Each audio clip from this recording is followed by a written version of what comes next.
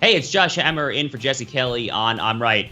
Big stuff happening out there. Is there going to be a war in the Middle East? Things are definitely escalating. Jihad is dropping like dominoes out there. All of that followed by Mike Davis come on to talk about the Biden-Harris war on the U.S. Supreme Court. We got Oren Cass talking about the economy and Mike Needham to keep you updated on everything 2024 related. All of that and more on this episode of I'm Right.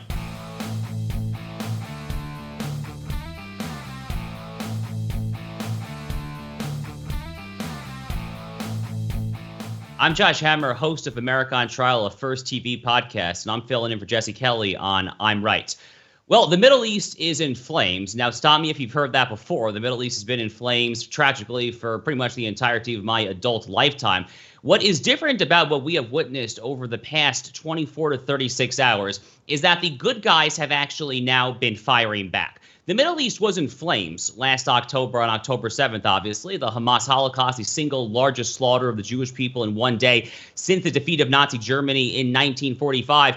And ever since then, the idiots who are running the United States of America, the idiots in the corridors of power in all the relevant transnational institutions, from the United Nations to the WTO to Brussels, the European Union, all of them, have been trying to hamstring the good guys, trying to get us to a premature ceasefire with the bad guys. That's been going on for essentially most of the past year. Finally, after the horrible events of this past weekend, which saw the murder of 12 Druze Israeli Arab children playing soccer in a soccer pitch in the Golan Heights in northern Israel, after that, the good guys decided to finally strike back. So in rapid succession, just over the past day and a half, you saw the Hezbollah official who was in charge of that assassination, who was responsible for murdering 12 Druze Israeli Arab children. He goes by the name of Fuad Shakur, a.k.a. Haj Musin. That is what his name has been in the Hezbollah jihadist organization. He was taken out by a strike in Beirut, Lebanon, on the outskirts of Beirut earlier this week. Now, Haj Musin does not actually just have the blood of those 12 now tragically dead Druze Arab children on his hands.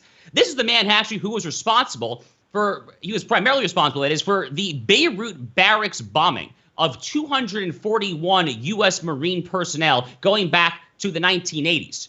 Who can forget that? This is a man who has had a $5 million bounty on his head by the U.S. government and the U.S. military for literally decades now. And just like that, earlier this week, boom, he's done.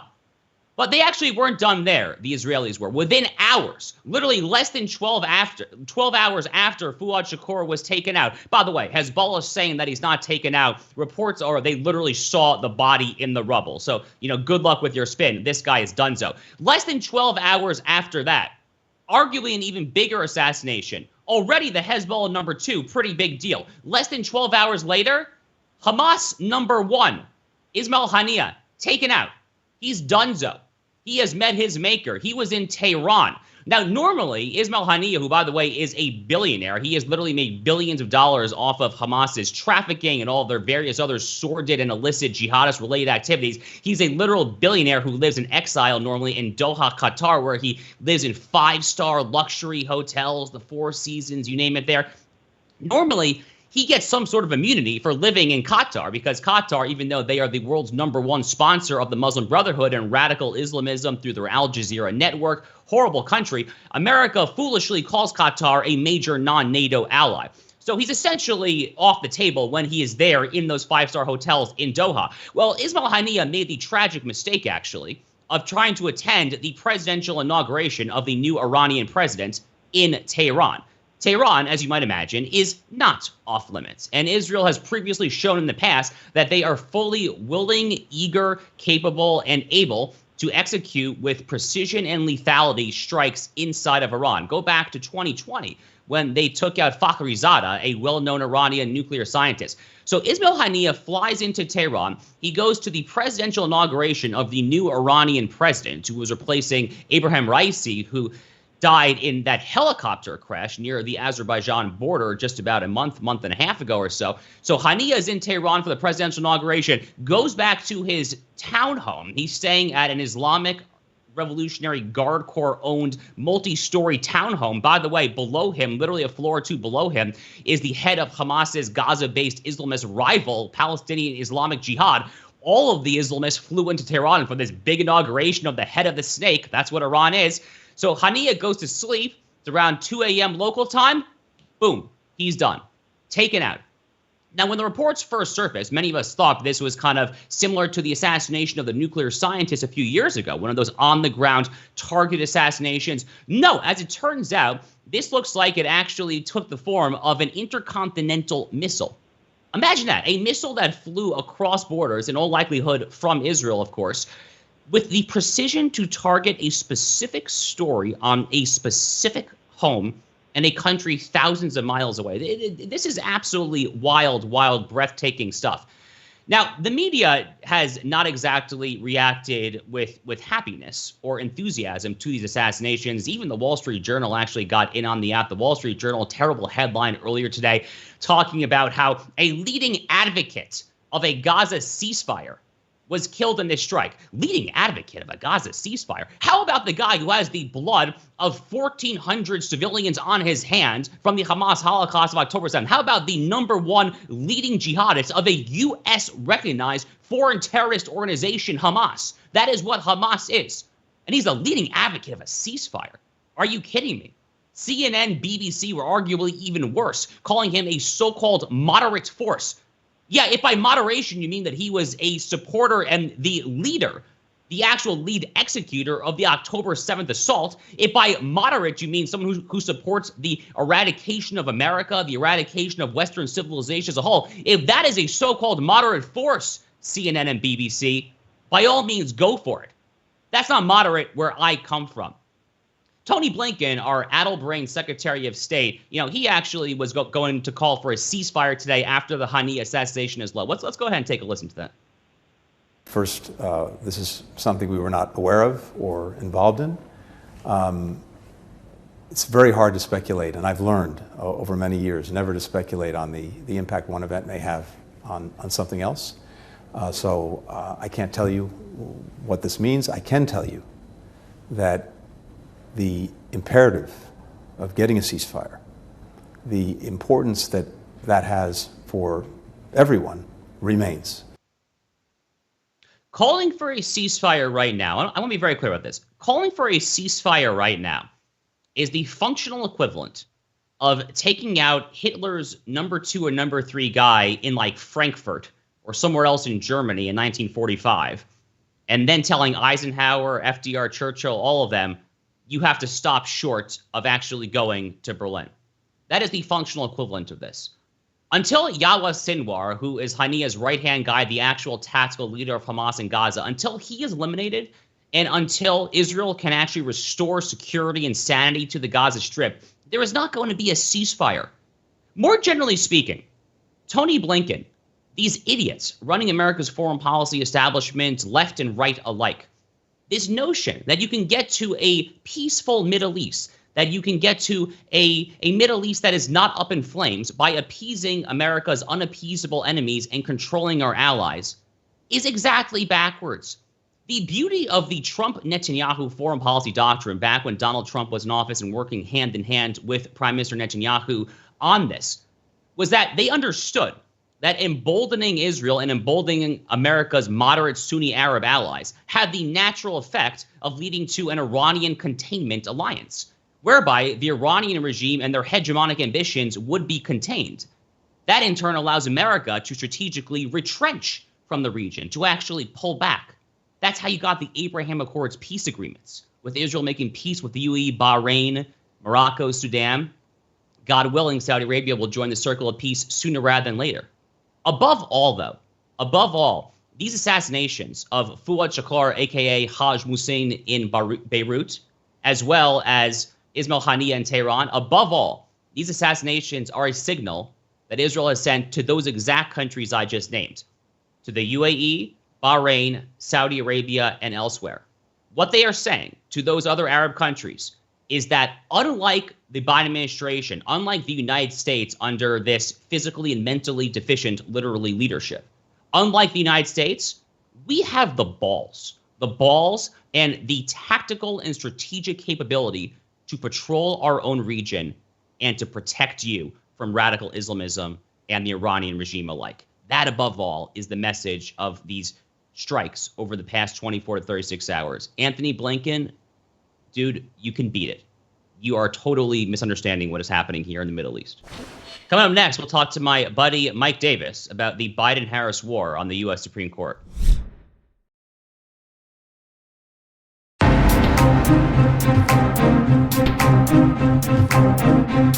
Well, the rumors were there for a long time.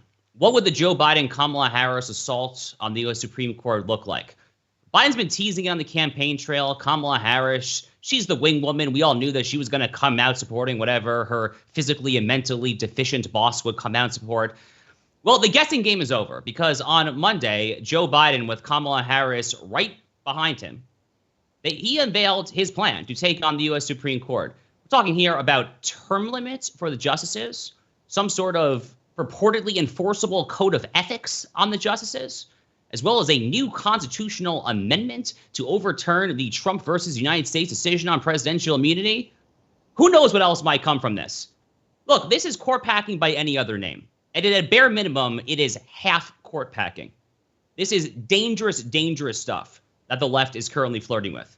And there's really no one better to join me to break it all down than Mike Davis, who is the president and founder of the Article 3 Project, where I am his colleague there as well. Mike, thank you so much for joining us. So, Mike, not a whole lot of surprises here. I think you and I both expected that this suite of so-called reforms was going to look a lot like it ended up looking like there. What do you make of it, though? I mean, this is a big deal from my perspective. What is the impact of this? Is it just a political talking point? Take it from there. So Joe Biden and Kamala Harris tried to bankrupt Trump. They tried to throw Trump in prison for the rest of his life. They even tried to take him off the ballot. And when that failed, the Supreme Court stepped in and stopped that. What did Joe Biden and Kamala Harris do? They underfunded President Trump's Secret Service detail and nearly got him killed on live TV. And now they're trying to destroy the Supreme Court that is in Biden and Kamala Harris's way. This is a radical assault on judicial independence, a radical assault on the Supreme Court. They're trying to destroy the Supreme Court because it is our last line of defense, protecting us from government overreach and mob rule. And, the Marxists like Kamala Harris know that they can't win fairly and squarely, so they just want to destroy institutions that get in their way.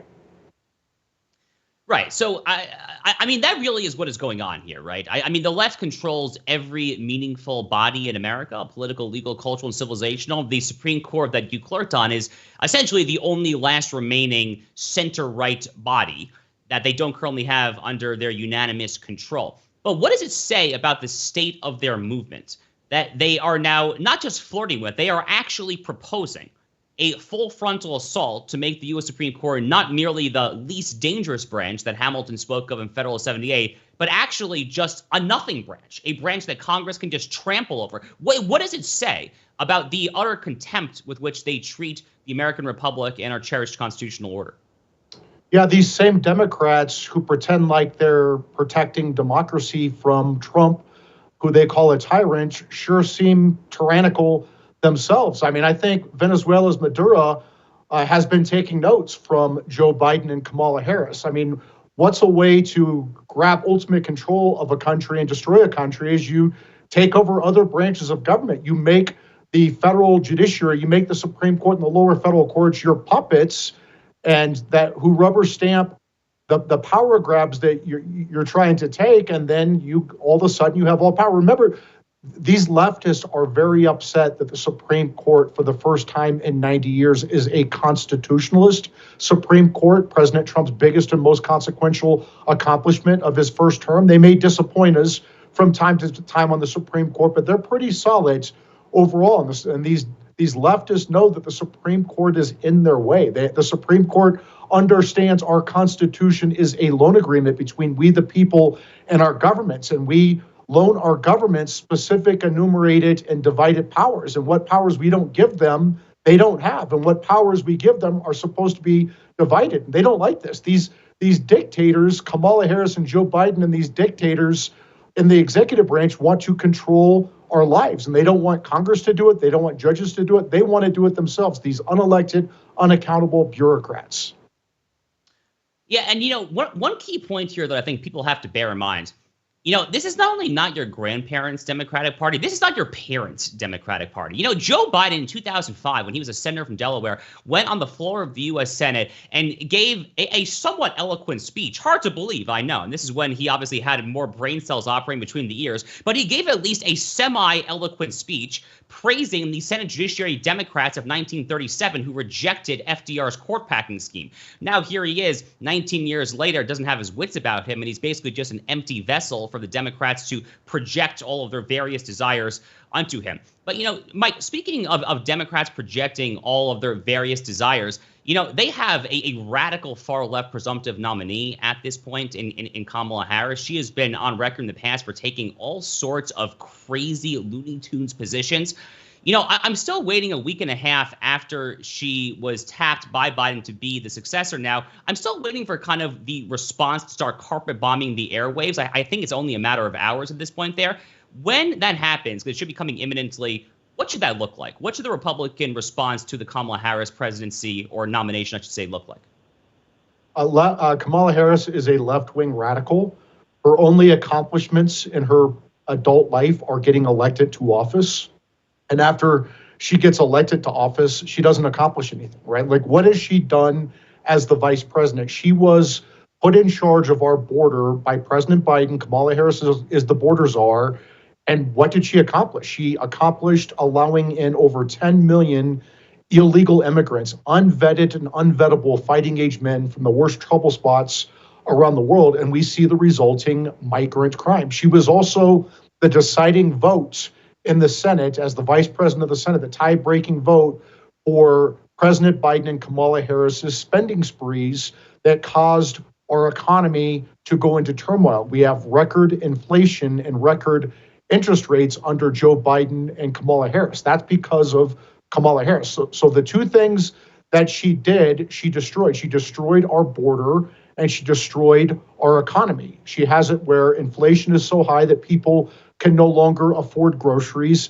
Interest rates are so high that people can no longer afford homes and cars and paying off their credit cards. We're seeing record defaults on credit cards. This is the Biden-Kamala economy and border, and she owns it. She's responsible for it.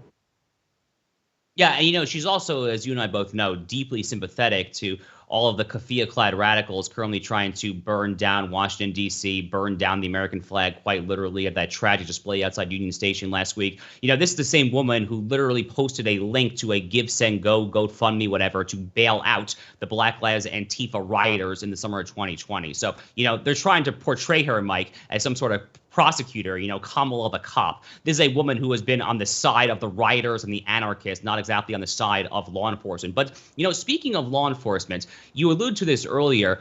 Many of us have not forgotten the fact that Donald Trump was almost assassinated on national television just a few weeks ago. The news cycle moves so quickly at this point that many people are just starting to move on. The Secret Service Director, Kimberly Cheadle, finally out. The FBI, Christopher Wray, speaking of law enforcement, they find themselves in something of hot water at this point now. What is going to happen, Mike? Are we actually ever going to get to the bottom of this absolute scandal of the highest order, how a president came within millimeters of taking a bullet to the face on national television?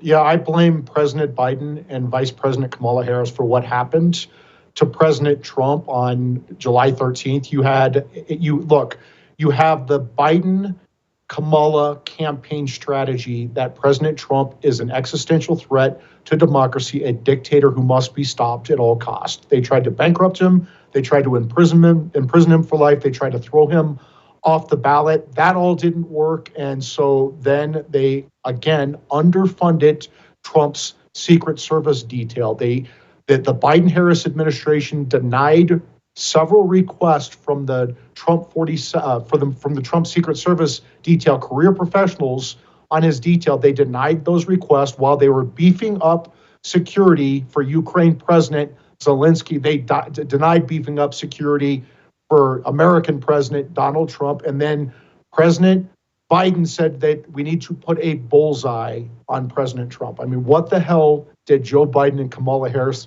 think was going to happen when you underfund Trump's security and then say he's a threat who must be stopped at all costs and then put a bullseye on him.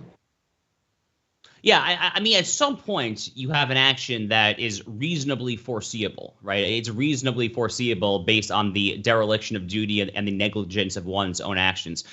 Mike, we'll get you out of here on this note. So Kamala Harris at a recent rally was openly speculating about the fact, if anything, she was bragging about the possibility of getting into office and actually seizing people's law-abiding firearms. So actually going in and seizing gun ownership. This is commie bullcrap. I mean, that is exactly what this is. You and I both know that. I have no idea what legal means they even think they have to pursue this sort of thing there. Nonetheless, the Second Amendment is something that I cherish. Jesse Kelly, the normal host here, cherishes the Second Amendment there. How do you see this playing out if, God forbid, she actually gets into a position of power and, God forbid, tries to do something like this? How would that actually play out? Dear Kamala Democrats, I dare you to try to come confiscate the weapons from law-abiding Americans, because you will find out the hard way why our founders have the God-given right to keep and bear arms as guaranteed by the Second Amendment. Well, couldn't have said any better myself. Mike Davis, you're the president and founder of the Article 3 Project. Keep up the great work, my good friend. Great to see you. Thank you. Coming up next, my friend Mike Needham will join the program.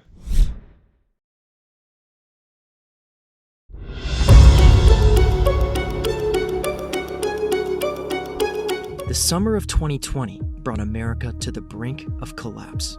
Our country was on fire. Violent anarchy consumed our cities. A poisonous anti-American ideology laid siege to our institutions, and Kamala Harris cheered it on. In Minneapolis, the epicenter of the violent revolution, Kamala helped fundraise for the Minnesota Freedom Fund, a far-left activist group dedicated to breaking criminals out of jail. With Kamala's help, the Freedom Fund raised more than $41 million in 2020 alone. It used that money to post bail for rapists, murderers, and other violent criminals, many of whom promptly use their freedom to commit more violent crimes. But Kamala Harris doesn't care. In fact, she's still actively raising money for the Freedom Fund today. Does America really want someone like that in the White House? Well, joining us now is the executive director of the organization that produced that clip, America 2100, also the former chief of staff to Senator Marco Rubio, and the newly announced chairman of the board of American Compass, that is Mike Needham. Mike, thanks so much for joining us. That was a heck of a clip from your organization just there. It kind of teases very nicely into my first question for you, which is, looking ahead to this battleground election, we say it's the most important election. It seems like every 4 years. To me, there's a reason for that. Is because every 4 years, it actually is the most important, because by definition, we're getting further and further away from what we were and what we ought to be. So trying to define the stakes of this election and the issues there, how are you viewing this? What is the actual foundational divide at kind of a philosophical level, and then maybe hit one or two key policy issues that you would like to see the Trump campaign emphasize subservient to that philosophical divide? Yeah, well, thanks for having me, Josh. I mean, look, this is the most important election. I think in the next 5 years, we will decide whether America continues to be the strongest, most prosperous country in the world, or whether we give that up, whether we make policy choices that choose to sacrifice our ability to lead. Kamala Harris is really scary. I mean, she is the most radically progressive leftist who has ever been the nominee of a major political party. And in the video that we just put together there, we showed what she was doing during the summer of 2020 as America was being burned. But it goes beyond that. This is a woman, when she ran for president, said that she thinks that crossing the border should be decriminalized. It's not that she's incompetent, as the borders are. It's that she doesn't believe our country should have borders. This is a woman who believes we should have Medicare for all, not just all Americans, but including illegal immigrants, which is going to bankrupt programs that are important for our country. And so this is the choice, whether you want to have Donald Trump, who's somebody who's shown he's going to fight for America. He's going to fight for an American economy that can make things, that has an industrial base, or whether you want the most radically liberal progressive in the history of our country to sit in the Oval Office. Yeah, and she was infamously ranked the most liberal senator in that entire body. She was actually ranked by NBC News last summer as the single least popular vice president in the history of the country. Mike, I think that I was somewhat of a minority voice on this. I actually openly speculate that I thought Democrats would have been better off sticking with Joe Biden, trying to limp across the finish line, rather than to go with this horrible, terrible senator from California. But the fight actually is here. What are they thinking with this? Are they trying to put in play the Sun Belt states at the expense of the Rust Belt? I mean, it's not like Kamala Harris is going to play particularly well in places like Kenosha, Wisconsin, and places like Grand Rapids, Michigan, especially with J.D. Vance on the ticket. So I'm just not entirely sure what the actual political calculus here. I'd be curious for your thoughts. Well, I think they think the media can carry her across the finish line. I mean, they clearly decided that Joe Biden was a corpse, that he wasn't capable of making the argument. We all saw that in the debate. And so for the first time in my life, I've never seen anything like it. The entire media infrastructure shifted its guns from the Republican candidate to Joe Biden. For 3 weeks, they were doing everything they could to get him out of the race. They were successful. And you are now seeing the most unbelievable carrying of water by the press for this lady. They say she wasn't the border czar. We all lived through that. The Axios, who said that, wrote articles about her as the border czar. She's somebody who has been a radical progressive. They're now trying to make her out to be some historic moderate. And so I think they're counting that the full, everything that the media has is to be enough to carry this not particularly talented politician and far leftist radical into the White House. And that they have a better chance doing it with her than they did with Joe Biden. What's your prediction for her VP candidate? So it seems like now the three finalists, I mean, from what I can tell, are Mark Kelly in Arizona, Josh Shapiro in Pennsylvania, and Tim Walz in Minnesota seems to be gaining a lot of steam. What's your prediction? Yeah, I mean, I'm not sure how much it matters. I think that if you look at it historically, the VP nominee is announced either in the president's home state or the VP's home state. They say they're going to announce it next Tuesday in Philadelphia. So I believe it's going to be Josh Shapiro. They're going to pretend he's a moderate. I don't think that the advocacy he's done for men playing in women's sports, I don't think the advocacy or the tens of millions of dollars the state of Pennsylvania pays to do gender transition surgeries are particularly moderate positions. But it doesn't matter because the VP is the one who's buying into the policy platform of the presidential candidate. It's not the other way around. Whoever comes on that ticket is going to be somebody who is buying in to Kamala Harris's extraordinarily radical leftist view of what America should be. So you mentioned earlier something that I want to touch back on. You mentioned the imperative to reshore manufacturing jobs. And as I alluded to at the outset, you're the new chairman of the board of American Compass. We actually have Oren Cass on the program today as well. So we're really stacking the tech with American Compass folks. Why don't you talk about the divide in economic visions and political economy between the Trump-Vance ticket versus the Kamala / whoever she picks ticket? What is the divide on economics? Well, and this is something that historically actually has not been as big of a divide between the Republican Party and the Democrat Party as I think it is today. Historically, for the last 30 years, we've been a country that thinks that we are an economy that has citizens attached to it, as opposed to citizens of a proud nation that happen to have an economy. And so the result of that has been that we have outsourced jobs. We've brought in millions of illegal immigrants to take American jobs. And we have kind of consistently taken the industrial base of this country and shipped it overseas and allowed our country to be a country that basically has Uber Eats and McKinsey and stuff like that. That's not going to work out well for America in the long run. Fundamentally, you have to have an economy that makes things, an economy that provides jobs and dignity and wages to its citizens, and a country that's capable of exporting things to other countries. But exporting stuff that we make, not exporting IOUs so that we can buy stuff from China that they make. We saw during COVID what happens when you don't have an industrial base. We don't want to be begging the Chinese for pharmaceuticals, but we don't want to be begging the Chinese for semiconductors or rare earth minerals. And so we have to have an industrial base in this country. Neoliberals in both parties for a long time thought that doesn't matter. We'd just get some cheap stuff from China and everyone would be happy. But we're seeing that that's not going to work. And nobody is doing more important work than American Compass in making that case that America is a proud country that has an economy that needs to work for us. We're not an economy that the citizens of this country should just work for. Yeah, I'm actually a huge country music fan. There's an old Toby Keith song where he famously says, pay a little more for the shirt in the store that has a tag on the back that says "Made in the USA." And part of that maybe is kind of your civic duty, patriotism, but part of it is what you just said, which is that it's actually important, and we've learned this the hard way with things like COVID. It's actually important to make stuff. I mean, good old common sense could have said that a lot better than a lot of economics PhDs said. Unfortunately, America is relearning it the hard way.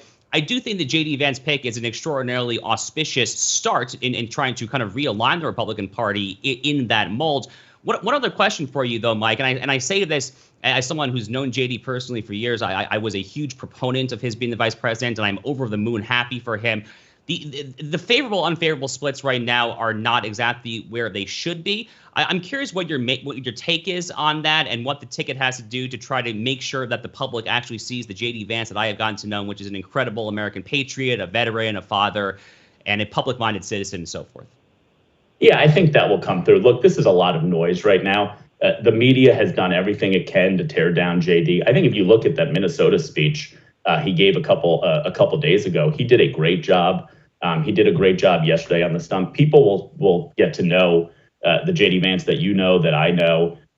There's a bunch of people on Twitter right now who are creating memes and a bunch of nonsense, but it's noise.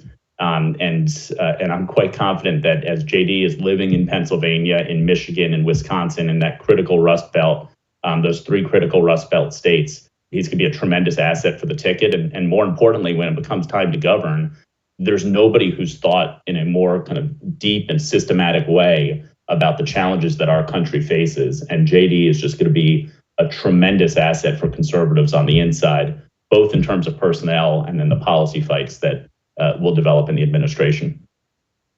Well, it's very well said. Mike Needham is the executive director of America 2100 and the newly announced chairman of the board of American Compass. Mike, thanks so much for joining us. Thanks for having me, Josh. Coming up next, we're bringing on Oren Cass.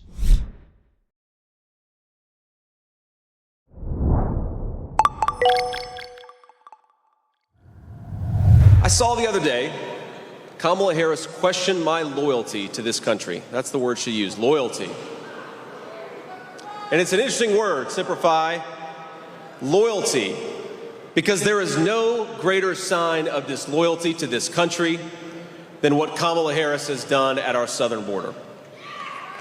And I'd like to ask the Vice President, what has she done to question my loyalty to this country? I served in the United States Marine Corps. I went to Iraq for this country.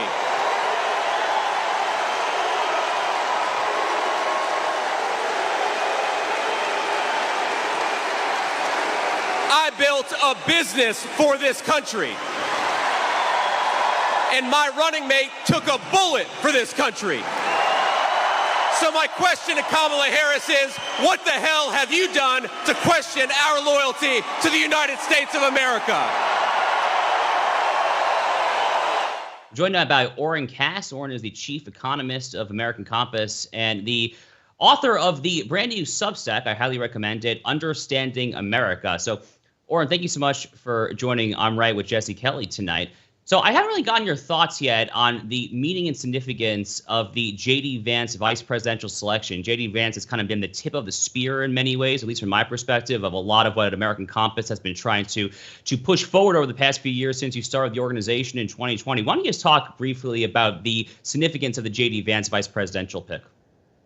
Well, I think it sends a real message about the direction the conservative movement and the Republican Party is headed. I mean, you sort of saw the finalists that Trump seemed to be considering were a Doug Burgum or a Glenn Youngkin on one hand, and then a J.D. Vance or a Marco Rubio on the other. And so to sort of place the bet on Vance, to elevate him into that role, and to signal that direction on policy, I think is incredibly important. You know, my view is that is the direction the conservative movement is headed regardless. You know, Vance was already doing great work in the Senate. He has colleagues there like Rubio, Hawley, Cotton.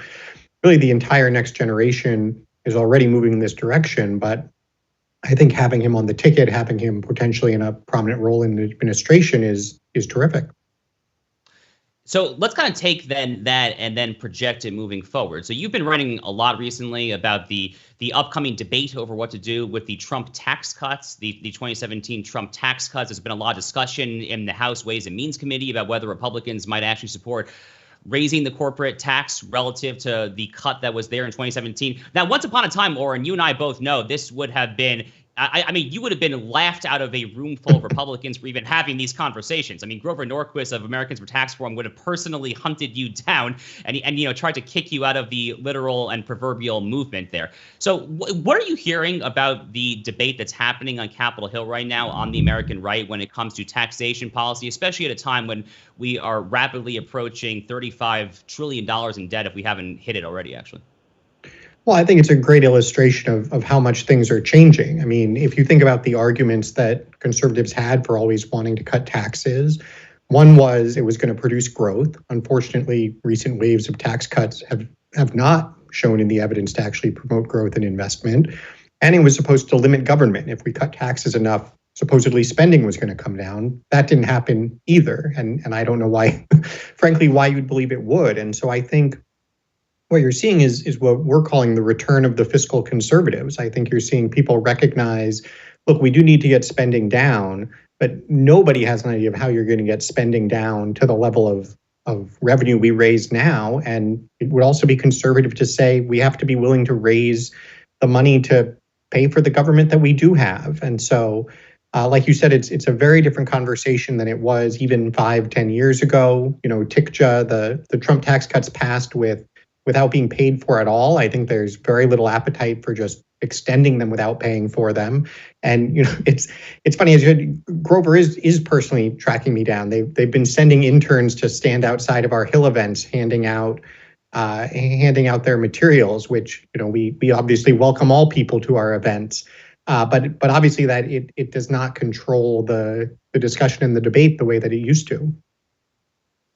So you kind of teed up my next question for me nicely, actually, which is, what does it mean to be a fiscal conservative? I kind of came of age, so to speak, I guess learning about economics from like the Wall Street Journal editorial board and a lot of kind of, Art Laffer, Steve Moore style supply side tax cut zealotry. But that's obviously not your definition of fiscal conservative. It probably is not what the definition ought to be. What does it mean to be a fiscal conservative? Yeah, I think there are two words to define there, both supply side and fiscal conservative, because I think supply side economics is exactly the right way to think about economic policy. We need policy that's going to encourage investment, that's going to promote growth. The problem is that we got on our head the idea that tax cuts is always the way to do that. In the Reagan era, when you had tax rates in 70% for individuals, 50%, 40% for corporations and capital gains, I think there was a great case to be made that tax cuts would be good for growth. The reality is we've now cut all these tax rates roughly in half, and yet the playbook was still just, well, let's do another tax cut. And so I think what supply side economics has to mean is let's actually figure out what would promote growth and investment. And we can see at this point another tax cut ain't it. And then that pairs with a real fiscal conservatism that says we want limited government, but let's figure out what that limited government is, and then let's commit to actually raising the taxes, raising the revenue to pay for it. And I think it's a much better political position to be in to say, look, we do have to pay for all the government we have. Now let's figure out how much government we want. That's a much better limited government message than we're just going to cut your taxes no matter how much spending you do. That's exactly how you get the explosion in debt and deficits that we've seen. And the last thing I'd say is I think it's politically smart too. I think Democrats have sort of gotten a free pass to be fiscally irresponsible, because if conservatives are going to be fiscally irresponsible, they can't really call out the other side. I think actually saying, look, we're going to have to put revenue on the table. Spending obviously has to come down. Let's figure this out. That's what the American people want to hear. That's what American Compass's polling shows. It's also common sense. And then let's actually turn over to the other side and see if progressives are ready to either admit how much they'd have to raise taxes or talk about some of the spending that we really do have to cut. Makes a lot of sense to me. Well, Oren Cass, chief economist of American Compass, author of the brand new Substack, Understanding America. Thanks so much for joining us. This was great. Thank you, Josh. Coming up next, we'll lighten the mood.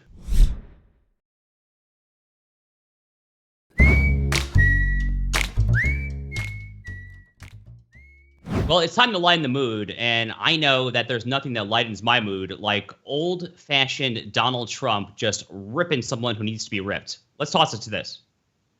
I want to start by addressing the elephant in the room, sir. A lot of people did not think it was appropriate for you to be here today. You have pushed false claims about some of your rivals, from Nikki Haley to former President Barack Obama, saying that they were not born in the United States, which is not true. You have told 4 congresswomen of color who were American citizens to go back to where they came from. You have used words like animal and rabid to describe black district attorneys.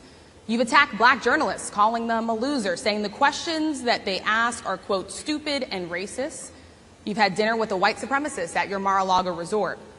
So my question, sir, now that you are asking black supporters to vote for you, why should black voters trust you after you have used language like that? Well, first of all, I don't think I've ever been asked a question in such a horrible manner. First question. You don't even say, hello, how are you? Are you with ABC? Because I think they're a fake news network, a terrible network. And I think it's disgraceful that I came here in good spirit. I love the black population of this country. I've done so much for the black population of this country, including employment, including opportunity zones with Senator Tim Scott of South Carolina, which is one of the greatest programs ever for black workers and black entrepreneurs. I've done so much, and and I say this, historically black colleges and universities were out of money. They were stone cold broke. And I saved them, and I gave them long-term financing, and nobody else was doing it. I think it's a very rude introduction. I don't know exactly why you would do something like that. And let me go a step further. I was invited here, and I was told my opponent, whether it was Biden or Kamala, I was told my opponent was going to be here. It turned out my opponent isn't here. You invited me under false pretense. And then you said, you can't do it with Zoom. Well, where's Zoom? She's going to do it with Zoom, and she's not coming. And then you were half an hour late, just so we understand. I have too much respect for you to be late. They couldn't get their equipment working or something was wrong. Mr. President, I would love if you can answer the question on your rhetoric and why you believe have that answered black the voters question. should trust you with another 4 I have years. been the best president for the black population since Abraham Lincoln. That's my answer. Better than President Johnson, who signed the answer. Voting Rights Act? And for you to start off a question and answer period, especially when you're 35 minutes late because you couldn't get your equipment to work, in such a hostile manner, I think it's a disgrace. Let me just ask a follow-up, sir, and then we'll move on to other questions here. You know what? Do you want to know why Donald Trump is the Fifth Avenue populist? Why the man is a billionaire but will always be a man of the people, the people's champion? That right there is why Donald Trump is and will remain the people's champion. Well, it's been a lot of fun, folks. Josh Hammer filling in for Jesse Kelly here on I'm Right. Check out my own show with First TV, America on Trial with Josh Hammer, everywhere you get your podcasts. It's been a lot of fun. We'll see you next time.